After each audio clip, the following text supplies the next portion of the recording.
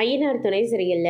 அடுத்த வர எபிசோட்ல நம்ம வானதி இருந்துட்டு, நம்ம பாண்டி திட்டினதுனால அங்கேருந்து அழுந்துக்கிட்டே போகிறாங்க. அதுக்கு அடுத்ததா நம்ம சேரன் இருந்துட்டு, "பாண்டி என்னடா ஆச்சு? மறுபடியும் உங்கள் 2 பேத்துக்குள்ள பிரச்சனையா? மறுபடியும் என்னோட வாழ்க்கையை பற்றி தான் நீ பேசுனியா?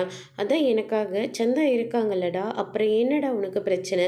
நம்ம மறுபடியும் அவங்க வீட்டுக்கு பொண்ணு கேட்டு போகலாம்." அப்படின்ற மாதிரி சொல்கிறாங்க. "அண்ணன் அதெல்லாம் ஒன்றும் தேவையில்லை, அமைதியை விடுங்க." அப்படின்ற மாதிரி பாண்டி வந்து சொன்ன உடனே நம்ம நிலா இருந்துட்டு நேராக பாண்டிக்கிட்ட போயிட்டு பேசுகிறாங்க.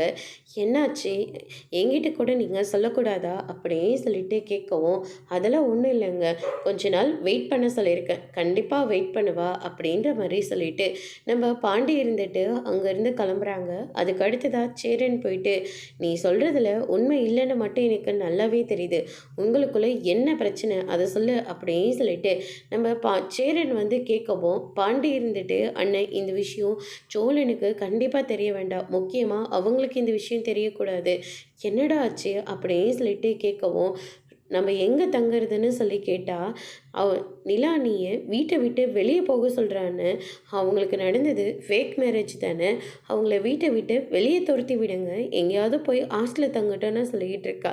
கல்யாணத்துக்கு முன்னாடியே அவள் குடும்பத்தை பிரிக்க பார்த்துக்கிட்டு இருக்கா.